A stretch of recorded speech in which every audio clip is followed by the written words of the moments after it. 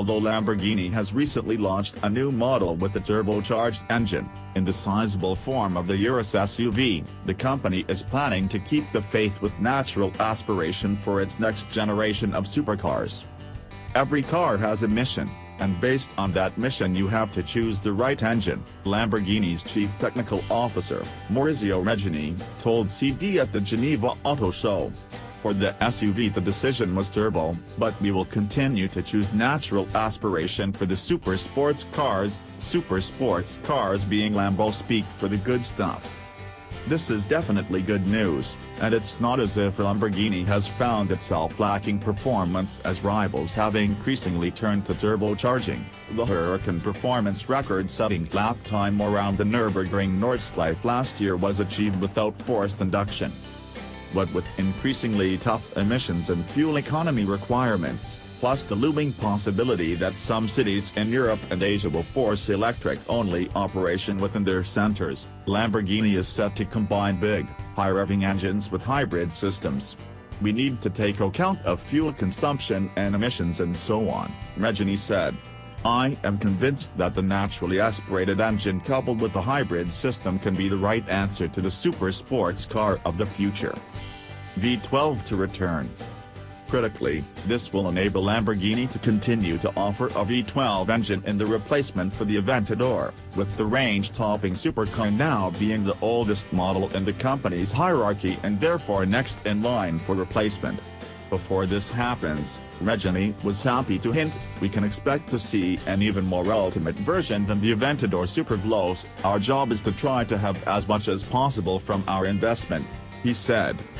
Without revealing specifics for the next car, Reggiani promised that it will stick to the core ingredients that have made the Aventador Lamborghini's biggest-selling V12 model. I think the future for us is to do something similar to what we did with the Aventador. We need to reinvent this icon of Lamborghini without missing the characteristics, carbon fiber, the V12 naturally aspirated engine, and other components. Hybrid role. Reggiani admitted that there's an internal debate within his team over whether a hybrid system should add short boosts of performance or be capable of longer periods of pure electric running, but he said any production system will likely have to do both.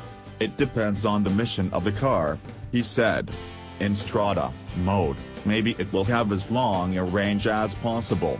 In Corsa mode, it will need to have the e-boost effect for a big power increase. Hybridization could also bring other benefits, with the prospect of a blended powertrain allowing Lamborghini to build a transmission that can use the electric side of the powertrain to fill torque gaps as the gearbox shifts, something the automated single clutch in the Aventador suffers from.